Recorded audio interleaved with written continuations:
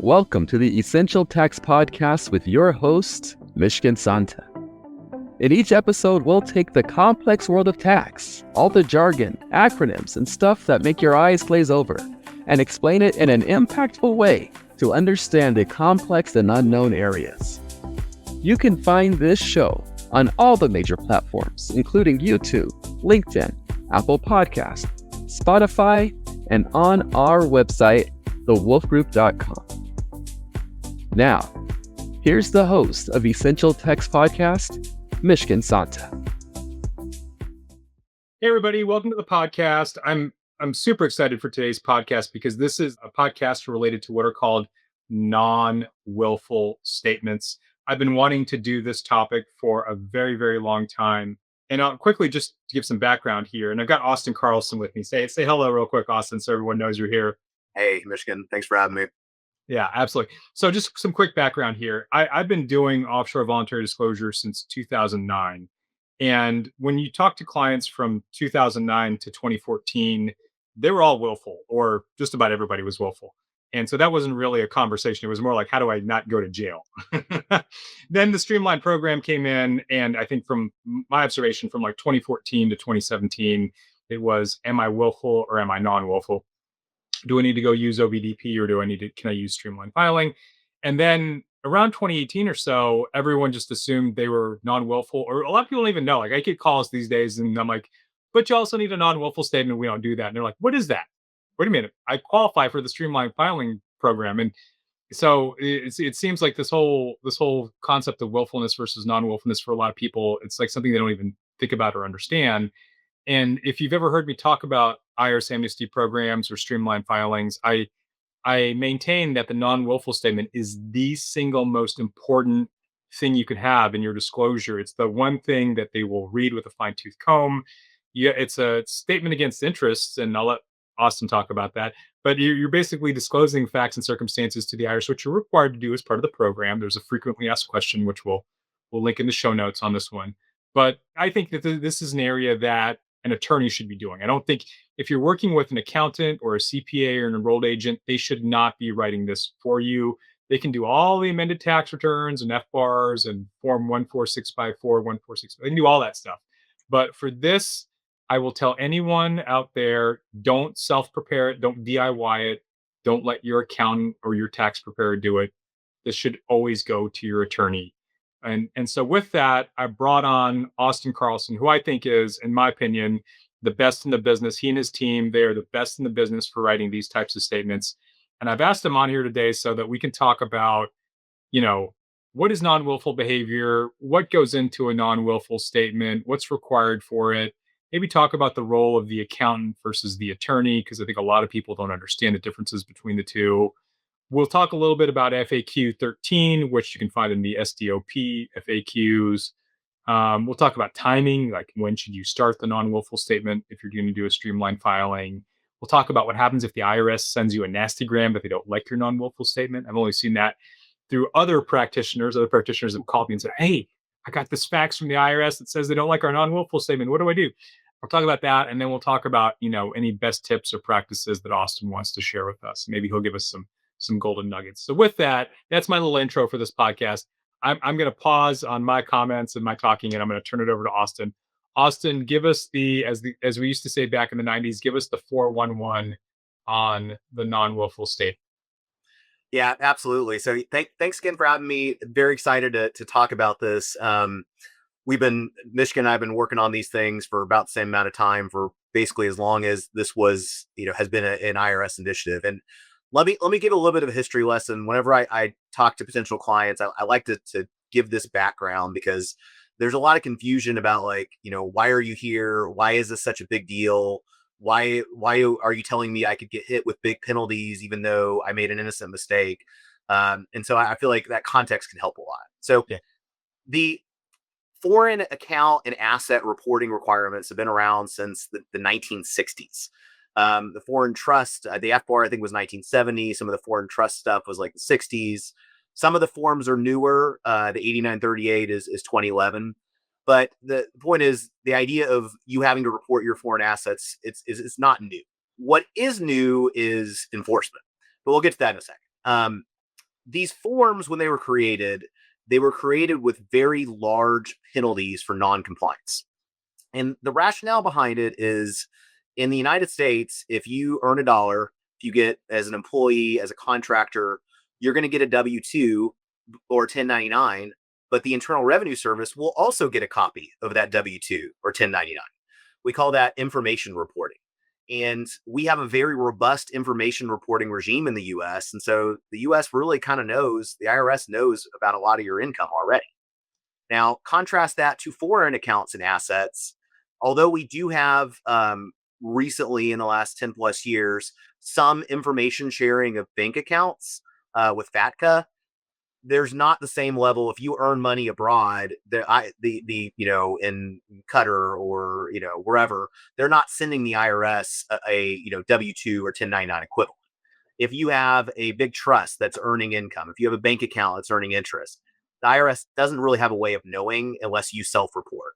And to remind you, and most of you are going to know this, but we are one of the few countries in the world that tax you on worldwide income, even if you're not living in the United States, if you're a citizen, green card holder, U.S. tax resident. And so the IRS, in Congress, in order to encourage you to self-comply with, reporting your foreign income, they ask you to report your foreign assets. And if you don't, they can hit you with draconian penalties. The idea is it's trying to encourage self-compliance. The penalties too, most of the penalties, or majority of the penalties in the tax code, are based on tax due. But these are not. These are either flat penalties or they're penalties that are percentage basis of the assets. So you could literally have zero tax due and could have penalties that wipe out your entire foreign assets. Right. So for a long time, these things have been around forever, right? In 2002, it was estimated that maybe 10% of people that were supposed to file foreign bank account reports were filing them. Well, at some point, the IRS and the Congress says, we don't like this, and we're starting to get wind that maybe people are using Swiss bank accounts to avoid taxes. And so around that time, the IRS started a compliance initiative, aka let's go after and find that tax, right? Well, at the same time that the IRS was doing a compliance initiative of going after people that had foreign assets in order to evade tax, because they only have so many resources and tend to have less and less every day with this administration, the IRS also created an amnesty program at the same time. That amnesty program, as Mishkin referred to, was the Offshore Voluntary Disclosure Program. At that time, the IRS was really going after willful violators. So, okay, let me segue. What is willful, non-willful, etc.? I'll talk about that a little more. But this willful, non-willful, reasonable cause, this spectrum is, in these terms, are you get put in a bucket of what is the reason why you made a mistake of not reporting foreign assets, right? Mm-hmm. So we'll get into the spectrum in a second. But at that time, in the mid 2000s, their program was one size fits all, and it was mostly made for people who were willful, which in short, they knew what they were doing. They had advisors that said, you open up an account in Switzerland, you get paid interest, you invest, and don't pay US taxes. Now, at that same time, though, this one size fits all program, a lot of people who were not willful were also hearing on the news about foreign account reporting. They may had a CPA who did not have international experience like the Wolf Group does. And unfortunately, the world is more and more international, but a lot of tax professionals don't have international experience. And so even if you're doing everything right and you've got what is otherwise a great tax preparer, if they don't know the rules, you might have an issue. So at that time, people started, that had more innocent mistakes also started trying to use this program. And, practitioners and taxpayers, just kept saying, IRS, this isn't working. We got to have a better way. And Mish and I were working at that time. We talked to the IRS. We helped with influencing this. We're very happy to the outcome we got, which was in 2014, the IRS created another amnesty program, which is called the Streamlined procedures. And that procedure is meant for people who fall into the non-willful category. So kind of more innocent mistake. And when that program came out, Mishkin and I were giving speeches with the guy at the IRS who created it. If you would have asked me in 2014, in fact, people did, And people ask the IRS, would this program still be around in 11 years or however many years? The IRS said it would be around for as long as the business purpose existed. My prediction would have been dead wrong, that we would not still be doing all these submissions today, but we are doing as many today as I was doing 11 years ago.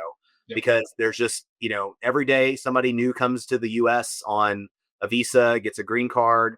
Every day somebody moves abroad and gets foreign accounts for the first time. These rules are very complex. And so fortunately, we have different avenues to address them. But the point is, the penalties can be really, really big. And it's vital that you get things right going forward, but fix what you've done and make sure you fix it in a way that's going to, result in the least amount of penalties and issues to you. Perfect. Okay, let's then talk about, again, so you delineated the offshore voluntary disclosure program from the Streamlined program. So now we're in the Streamlined world. You can still do OVDP, but it's not like a real program anymore. It's in the Internal Revenue Manual. It's really draconian. I forget what the penalty is even these days. I haven't done a OVDP though, I don't think, since like 2017 or 2018. But tell us about the Streamlined filings, and let's walk through the non-willful, the statement that's required now. Yeah, so let's I was alluding to kind of this like spectrum of behavior, right? Let's talk about that, because it is a key. I mean, it is the vital thing of whether gating question of where you end up for disclosure. Right. So if you've got a mistake that's made with respect to foreign account reporting, you're going to get categorized into one of three buckets. So on one end of the spectrum are the people that Mishkin and I were helping out in the mid 2000s that had Swiss bank accounts. They knew exactly what they were doing. They were avoiding taxes. Yep. Those people are willful. They either intentionally knew or had, effectively put their head in the sand and, should have known what they were doing. On the other end of the spectrum is a concept that is throughout the tax code called reasonable cause. Reasonable cause, the way I like to put it is, if a taxpayer did everything you can possibly expect a reasonable taxpayer to do, but despite them doing everything right, something goes wrong, then the taxpayer is excused from all penalties. So classic examples of reasonable cause. I had a client who was a pilot, and his plane crashed and he went into a coma for 3 years. So believe it or not, the IRS will excuse you from, late penalties if you're literally in a coma. It doesn't always have to be that intense. Other types of illnesses can qualify.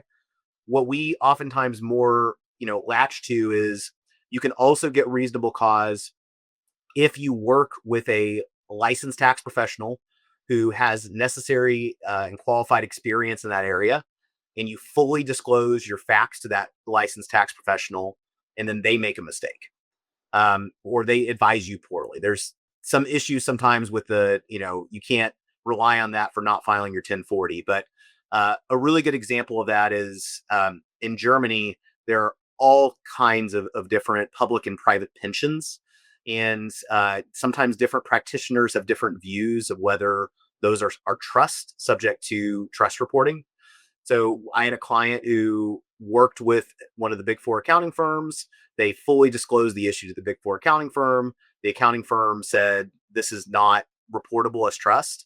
That client later went to the Wolf Group. The Wolf Group, who are absolute experts on all things foreign retirement accounts in pension funds. I don't know anybody else, honestly, in the US who's as good at this as they are.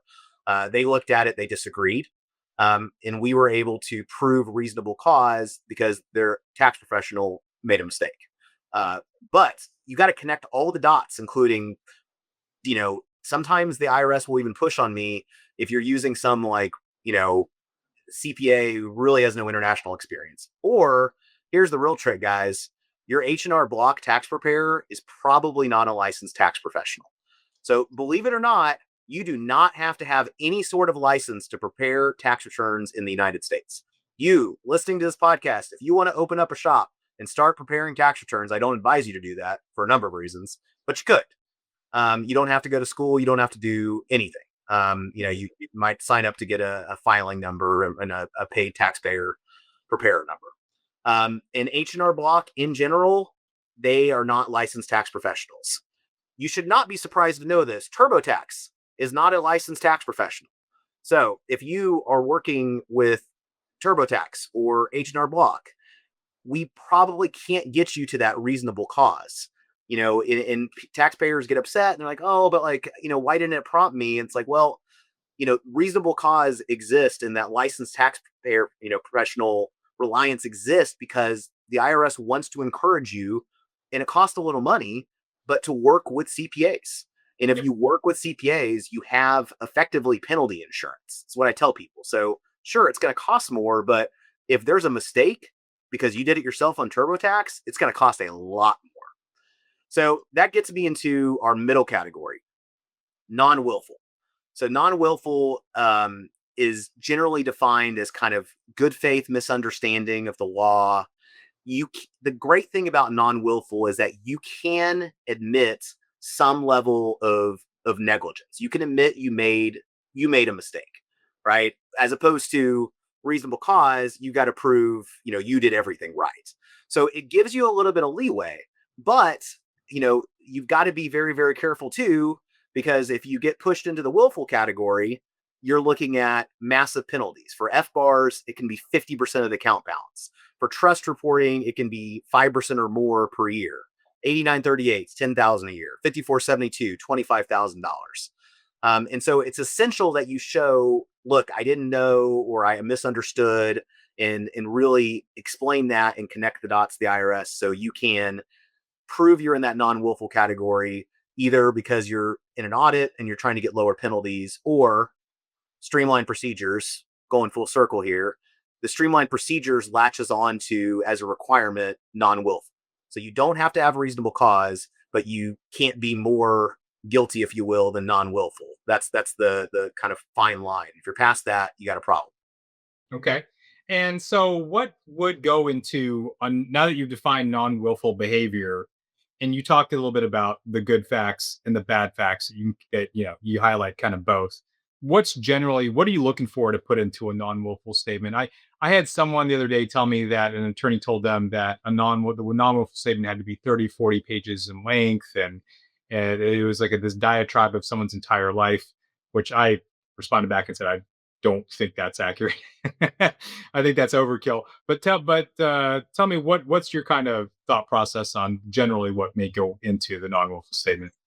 A little more context. Why do we think attorneys should be involved with this? That gives you context of like what's in the non-willful statement.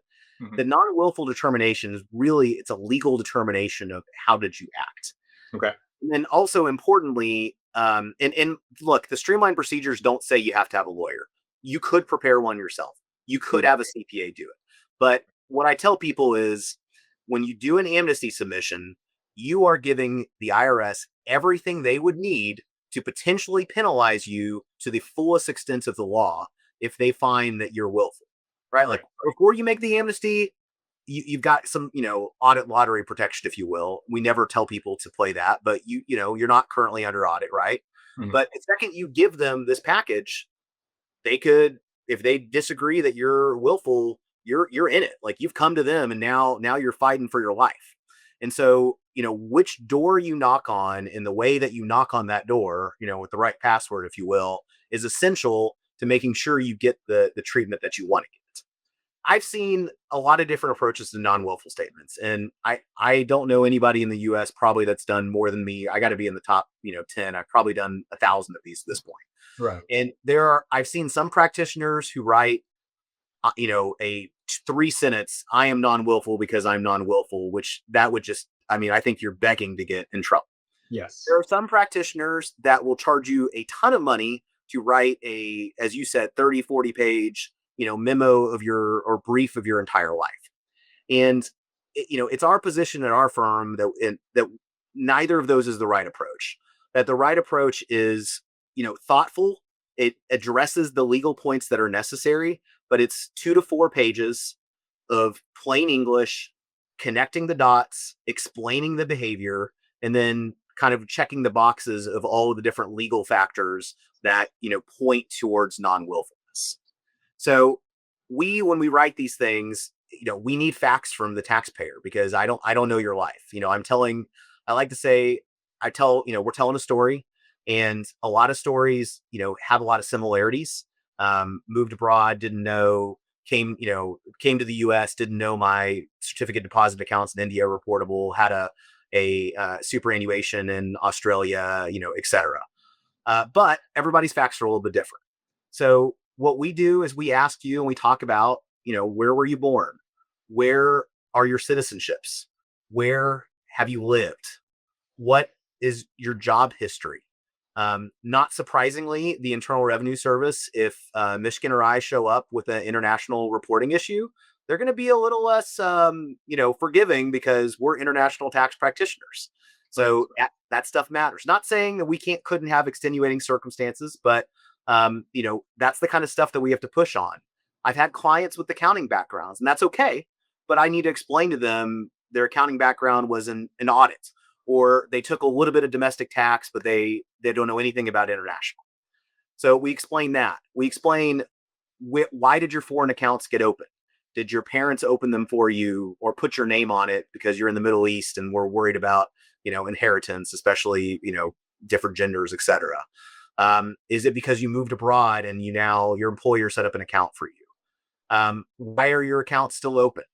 Have you reported income on the accounts? Very importantly, what's your tax filing history? Have you been consistent? Have you missed returns? Have you filed an FBAR for a little bit and then stopped filing it? Why is that? And then this is a huge, huge thing. This timeline, I'm all about the timeline. And the reason for that, just, I work on Amnesty disclosures, but I'm also there helping taxpayers when they get hit with penalties. When the IRS, we encourage you to go to the IRS first, because if they come to you, it can be a little more difficult. And I've worked with on millions and millions and millions of dollars of penalty appeals, and they are the IRS penalty appeal revenue officers. They're really interested in the timeline. So when you discovered, how did you discover you had a problem? What did you do to figure out and confirm you had a problem? And what's that timeline? Because if you discovered you had a problem in 2021 and it's 4 years later, that's a lot harder to explain. Now, on the other hand, I don't want to freak people out. It does take a little while once you start the amnesty process. If you engage the Wolf Group, another CPA firm, it's going to take a little while. No one's expecting for this to get done overnight. But if you found out and you put your head in the sand, that starts, and you kind of knew that you had to file and you didn't, that starts to walk you towards willful, because you knew the requirement and didn't do anything. So the term the IRS uses a lot is taking diligent action upon discovery of the error. So those are the things that we look at. Very, very factually intensive. Again, it doesn't have to be, incredibly long, but it's got to be thorough, and it's got to be, I need to be able to have something that, God forbid, I need to, defend this in front of the IRS. And if we write a good statement, we're not going to have to. It's just going to be accepted and we're good. But we need to be able to, explain the story, connect the dots, know the timeline. And from my seat on the bus, Austin, one of the reasons we like working with Austin is because when he gets involved in the process, it's normally at the very end. So we've completed all the tax returns, all the FBARs, all the disclosure forms, penalty calcs, whatever's needed. We've done the soft compliance check. We've got an entire, we've got the submission package ready to go, and we've got background. And we send it over to Austin and his team. They will look at it. They ask fantastic questions, because they need to see the contents of what we're doing in there to be able to illustrate what's happening in the non-willful statement. I know a lot of attorneys that don't really look very hard. We may give them the package, but they don't look at it too hard. Not to point out to them, well, wait a minute, did you not see the 108621 forms? Did you not see, this or that? Whereas Austin's team, they kind of go through the fine tooth comb. They'll even come back to us if they have questions about certain tax treatments or things that they may see that don't really connect up very well. So it's kind of like having like a sixth man off the bench, if you will, or the 12th man on defense, or however you want to call it. And then, they get the non-willful statement completed, and that takes a while, right? Once we give them everything, so from our side of the bench, I always tell people, like Austin just said, it's not going to happen overnight. It could take, a couple months. And if it's really complex, I've seen some go almost a year to get done. But you get your package done, give it to Austin, then it takes a couple weeks, kind of going back and forth, making sure that the client likes the statement. The statement is then given to us. We incorporate that in the package, and then we walk through signature and submission. But Austin, do you want to talk about kind of that particular timeline there and kind of your thoughts on how all that works when the CPA or the accountant is done on doing their end, and they kind of transmit everything over to you, and then what that turn around the merry-go-round looks like from your point of view? Yeah, I mean, there's always question of like when do you get the attorney engaged? Mhm. And I think that when you've got cases that are uncertain if they're willful or non-willful, and when we talk about willful, remember there's not just financial penalties; there can be criminal exposure. Right. And the IRS has been or the DOJ has been going after more people for willful violations these days. And so if you're concerned, that it's willful, you probably want to talk to an attorney sooner. If it's more, hey, clearly not willful, going to be non-willful, reasonable cause, maybe you talk to the attorney early. Maybe you could get the attorney engaged later. It's kind of preference of the CPA and preference of the client. A lot of times, we're kind of brought in more at the back end that we know it's been decided Streamlined is happening. The tax returns are mostly done. We have a conversation, we get engaged. As Mishkin said, we look at the tax returns. We're not trying to, redo work or anything, but we want to make sure that everything on them is going to comply with Streamlined requirements. But then importantly, we also explain to the IRS what's happening on the tax returns. What is the source of the extra income? Why was it not reported, or what's the issue, et cetera. What forms are being added, because that matters for potential penalty exposure, et cetera. And so, usually that process takes, 1 to 4 weeks after the tax returns are done. And then we get the statement over, everything gets sent to the IRS. Big question after that is how long is it going to take? Last year or so is more in the 4 to 6 months. It is impossible to tell you how long anything's going to take right now with the IRS's reduction in force. They are moving towards more, digitization of things. We think we're probably going to, while there's less auditors, I mean, we believe there's going to be maybe at some point more automation of audits too. I'll also tell you the IRS somewhere at the Department of Treasury, there is a plethora of information on international bank accounts that no one has done anything with yet. I also thought back in 2014, we would be looking at no match letters, that if you didn't report your foreign bank account and the IRS has a international governmental agreement to share information, that you would get a letter saying, why haven't you filed an FBAR? And maybe that'll never happen. Maybe it'll happen. But that certainly would increase people's, risk of the IRS knocking on your door. Because again, the essential part of any amnesty disclosure is you come to the IRS first. If they come to you, you're on much worse grounds. Yeah, I think those no match letters were really more likely going to happen on the 8938s probably this year until the reduction in workforce. And I think that there's less people working for the IRS now than there were when I was with the IRS back in '09.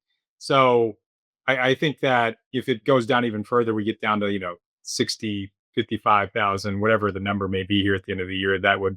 I don't see those no match letters coming up anytime soon. My firm opinion, but then again, we could be wrong on that one. I think one of the benefits of working with both the CPA and an attorney is like you said, Austin. Once you submit, then you're kind of in just to kind of wait and see. You're monitoring, right?